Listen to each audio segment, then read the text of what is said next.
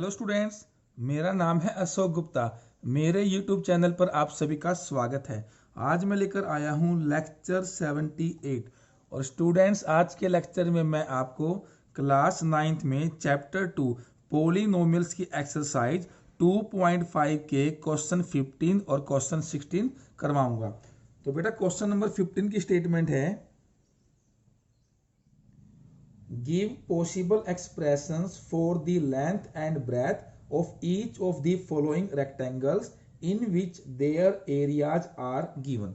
तो बेटा यहाँ हमें टू पार्ट्स गिवन है और हमें पॉसिबल एक्सप्रेशंस निकालनी है लेंथ और ब्रेथ के लिए, और हमें एरिया गिवन है। तो देखिए, तो फर्स्ट पार्ट की स्टेटमेंट है,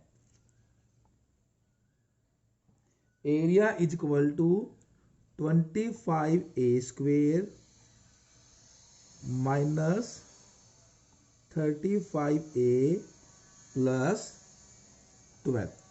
तो बेटा देखिए, इस एक्सप्रेशंस में से हम पॉसिबल लेंथ और ब्रेथ कैसे निकाल सकते हैं।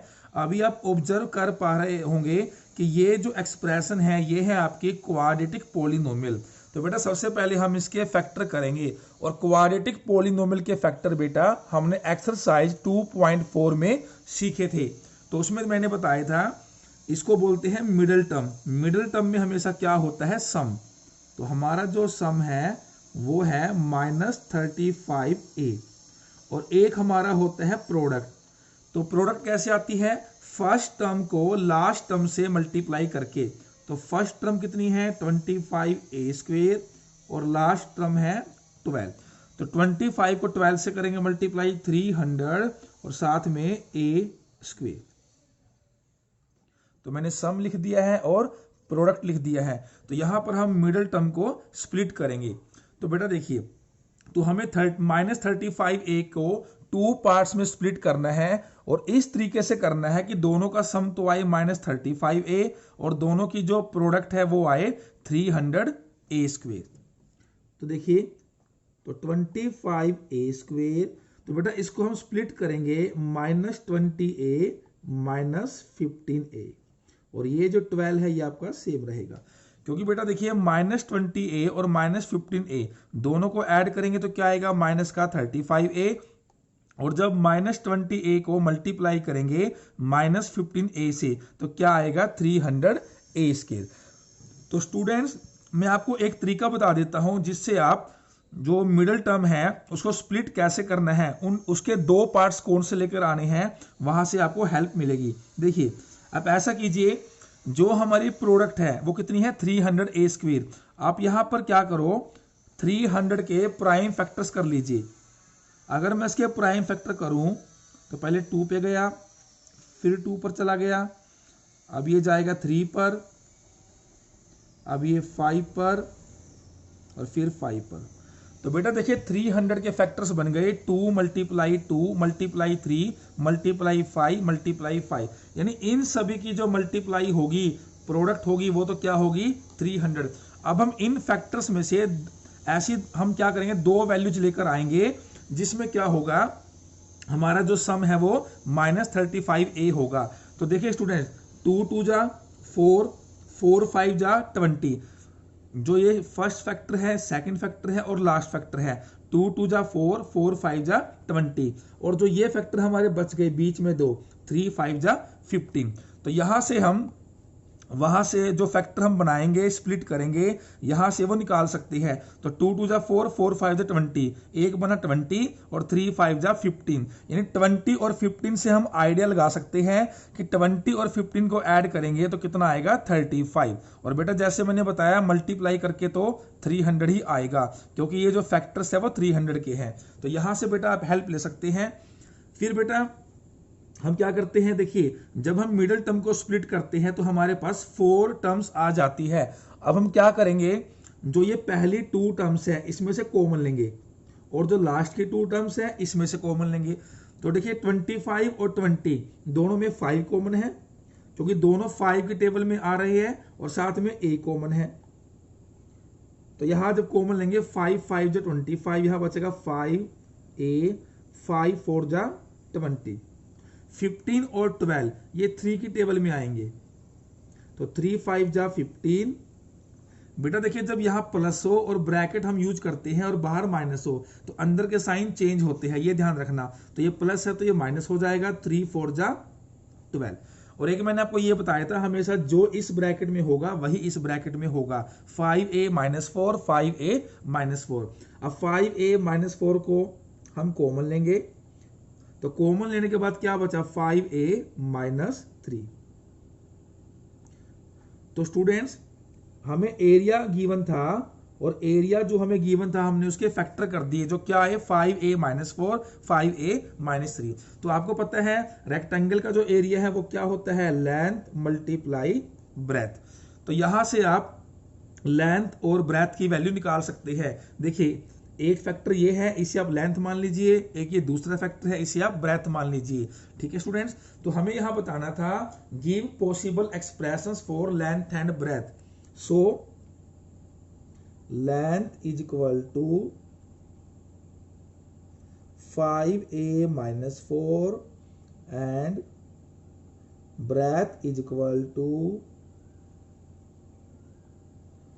5a - 3।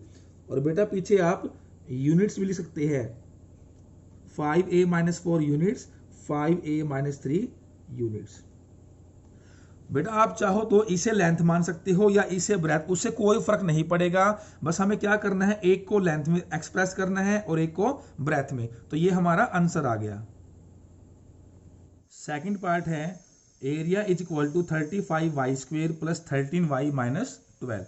तो बेटा इसको भी सेम जैसे फर्स्ट पार्ट किया है वैसे ही करेंगे। सॉल्यूशन, तो देखिए बेटा मिडल में है 13y, तो ये है हमारा sum, product first term multiply last term. तो जब 35 को -12 से करेंगे मल्टीप्लाई तो यहां आएगा -420y²। तो बेटा देखिए अब हम 13y को स्प्लिट करेंगे टू टर्म्स में कि उनका सम तो क्या होना चाहिए 13y, और जो प्रोडक्ट है वो क्या होनी चाहिए -420y²। तो इसके लिए हम फैक्टर्स की हेल्प ले सकते हैं। तो बेटा ये है आपका 420, इसके फैक्टर्स करेंगे प्राइम फैक्टर्स।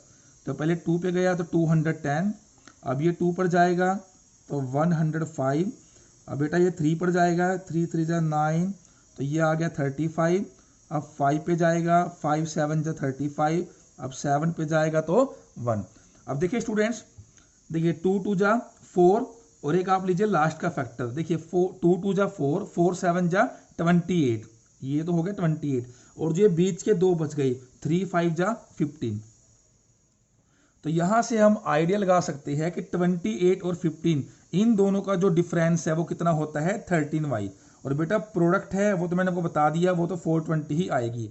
तो बेटा देखिए तो 35y²। अब हमें चाहिए प्लस का 13y, तो इसके लिए हमें क्या करना होगा, जो 28 है वो प्लस का लेना होगा और जो 15 है वो माइनस का लेना होगा, और -12। तो बेटा +28y - 15y ये होगा प्लस का 13y, और +28y को मल्टीप्लाई करोगे -15y से तो क्या आएगा -420y²। उसके बाद का बेटा प्रोसीजर सेम है। देखिए 35 और 28 ये दोनों 7 की टेबल पर जाएंगे, यहां 7 आएगा और साथ में एक y कॉमन है तो यहां y कॉमन आ जाएगा। तो 7 5 जा 35, यहां y² है, एक y बचेगा, एक y बाहर आ चुका है, 7 4 जा 28। देखिए बेटा यहां भी माइनस है, यहां भी माइनस है, एक तो माइनस कॉमन आएगा। 15 और 12 3 की टेबल पर जाएंगे, तो देखिए तो यहां से 3 5 जा 15 और यहां माइनस बाहर आ चुका है तो अंदर का साइन चेंज होगा तो प्लस, और 3 4 जा 12 ये दोनों सेम रहेंगे। तो 5y + 4 5y + 4 taking common 5y + 4। तो after taking common we have 7y - 3। तो बेटा देखिए ये हमें एरिया गिवन था, area of rectangle, and area of rectangle is length multiply breadth. तो यानी कि जो हमारे दो फैक्टर बने हैं, एक लेंथ हो गई और एक ब्रेथ हो गई। We will write so length is equal to 5y plus 4 units and breadth is equal to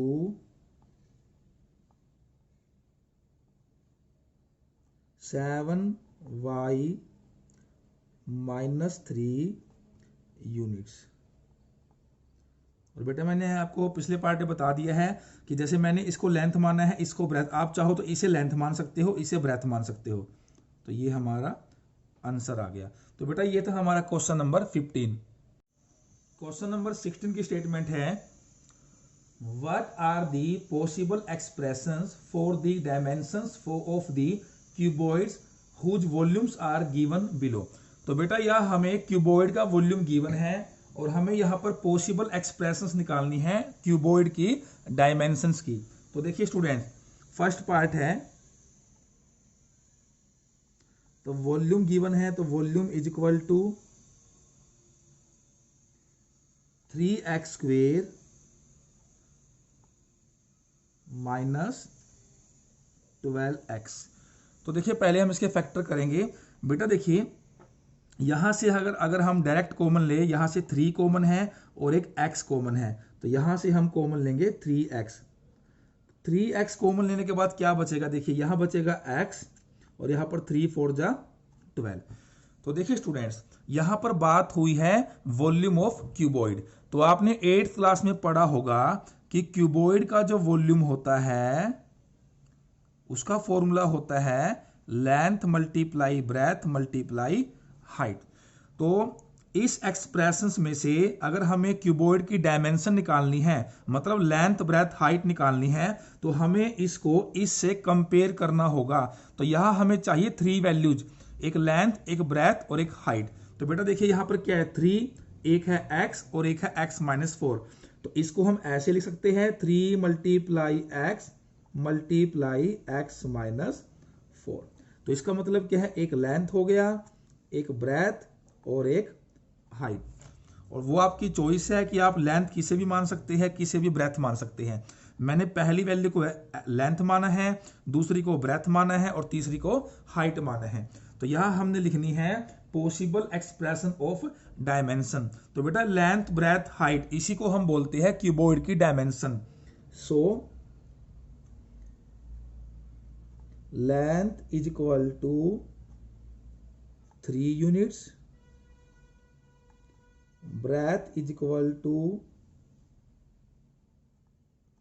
x units and height is equal to